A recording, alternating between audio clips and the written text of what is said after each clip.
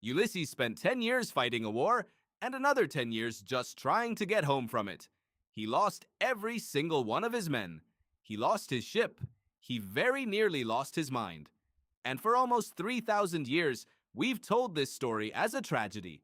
An unlucky hero, hounded across the sea by a jealous, vindictive god. Poseidon, the villain of the piece. But what if I told you Poseidon was right? What if Ulysses isn't the victim of this story at all, but the guy who caused the whole mess himself? Let's start with who Poseidon actually is, because he's not just some random bad guy assigned to make Ulysses suffer. He's the god of the sea, Zeus's own brother, one of 3 gods who carved up the entire universe between them after they overthrew the Titans.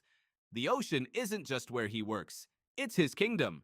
His law applies out there, not anyone else's. And guess who else lives in that kingdom? His kids. One of them is named Polyphemus. Yes, he's a cyclops. Yes, he's a one-eyed monster who eats people. But he is also, and this matters a lot, Poseidon's son. And this is exactly where the whole disaster begins. Ulysses and his crew land on the island of the Cyclopes. They wander into a cave stuffed with cheese, milk, and lambs. More food than they could ever carry. The smart move is obvious. Grab what you need and leave before the owner gets home. Instead, they sit down and wait for him. Polyphemus comes back, seals the entrance with a boulder so massive that 10 men together couldn't budge it, and then eats a couple of the sailors. That part is genuinely horrifying. Nobody's defending that. But look at how Ulysses gets them out. He blinds the Cyclops. He heats a wooden stake in the fire and drives it straight into the one eye Polyphemus has. Brutal, but arguably necessary to survive. You could still call this self-defense. Here's where it stops being self-defense. Ulysses and his surviving men make it to their ships. They're free. They're already pulling away from the shore. Polyphemus is blind, stranded, and has no way of ever finding out who did this to him. And Ulysses could not let that happen. He turns around and he shouts his own name across the water.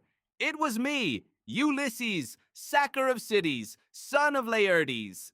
He doesn't just escape. He announces himself. He takes public credit for blinding the son of one of the most powerful gods on Olympus, purely so the story gets attached to his name. Polyphemus, blind and humiliated, prays to his father for revenge. And Poseidon, being a father whose child was just tortured and mutilated, listens. This isn't some petty grudge. This isn't a god throwing a tantrum because he's bored. This is a parent whose son has just been blinded, and the man responsible has helpfully shouted out his full name and family history like he's leaving a business card at the scene of the crime. Now, 10 years of storms and shipwrecks sounds like an insane overreaction, but look closely at what Poseidon actually does with all that power. He never kills Ulysses. He never even touches him directly. He makes the journey brutal, exhausting, and humiliating, but every single time, he lets him live. Compare that to the other gods running around this same story. Hera destroys entire fleets over an insult from generations earlier that had nothing to do with the people she's punishing. Athena, who's supposedly on Ulysses' side the whole time, has zero problem letting him slaughter dozens of suitors in his own house by the end. Poseidon, meanwhile, is punishing the one man who blinded his son and then bragged about it to the whole world. And he does it while still respecting the rules of hospitality and fate that even gods can't break.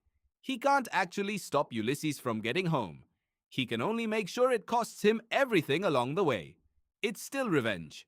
Nobody's saying it isn't. But it's proportional revenge. It's a father's revenge. It's, weirdly, almost fair.